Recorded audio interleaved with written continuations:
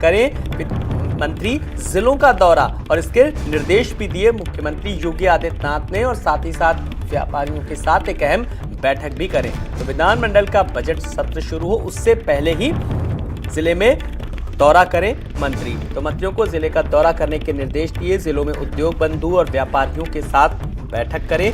जो निवेश आया है अब उस निवेश को किस तरीके से अब लगाना है, अब आगे इस तरीके से क्या कार्य योजना है, इस पर लगातार अब फोकस है। तो आज गोरखपुर दौरे पर एक तरफ रहेंगे और दूसरी तरफ आपको बता दें कि विधानमंडल का बजट सत्र शुरू होने से पहले जिलों का दौरा करने के निर्देश दिए गए। सीएम योगी आदित्यनाथ ने मंत्रियों को अब अपने अपने जिलों में जिम्मेदारी भी सौंपी गई है। कुछ प्रभारियों को भी इसके लिए जिम्मेदारी दी गई है। तो जिले में अब जानकारी देंगे मंत्री, क्योंकि जिनको प्रभारी बनाया गया है उनकी भी अब कहीं ना कहीं जिम्मेदारी सौंपी गई। जो निवेश आया है अब धरातल पर काम करना है, उसको लेकर के इन्वेस्टर समिट को विस्तार से बताएंगे मंत्री।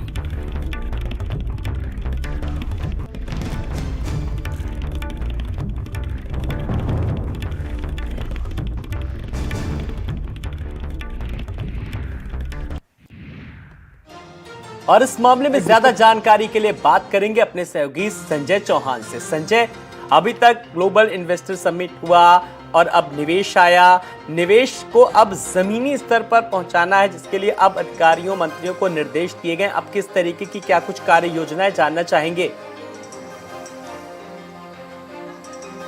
बिल्कुल आलोक, मैं बताऊं आपको कि इन्वेस्टर समिट का जो टारगेट लक्ष्य जो लेकर के सरकार चली थी उससे कहीं ज़्यादा 33 लाख करोड़ से भी ज़्यादा का जो एमयू है, वो प्रस्ताव है, वो यूपी को मिल चुके हैं। अब चूंकि उसे ज़मीन पर सबसे ज़्यादा कैसे उतारा जाए और जल्दी से जल्दी उतारा जाए, उसको लेकर के मुख्यमंत्री योगी आदित्यनाथ ने समीक्षा बैठक की थी। और समीक्षा बैठक में हर निवेश के लिए एक नोडल अधिकारी और एक सीनियर अधिकारी तैनात करने की जिम्मेदारियां सौंपी गई हैं, जिससे कि सीधे तौर पर उस विदेशी निवेशकों को कहीं टेक्निकल कोई दिक्कत ना हो और वो निवेश सीधे तौर पर जमीन पर उतर सके, उसको लेकर के कहीं न कहीं सरलताएं बरती जाए, वो ध्यान पर रखते हुए सीएम योगी आदित्यनाथ ने निर्देश दिए हैं। साथ ही साथ मंत्रियों को अपने प्रभार वाले जनपदों में भी ये जिम्मेदारी सौंपी गई है कि वो अपने जनपदों में जाएं और 20 तारीख से जब विधानसभा सत्र की शुरुआत होनी है उसके पहले पहले अपने जनपदों में जाकर के युवाओं से, बिजनेसमैनों से बताएं कि किस तरीके से यूपी ग्रोथ इंजन बन के तैयार हुआ है और आगे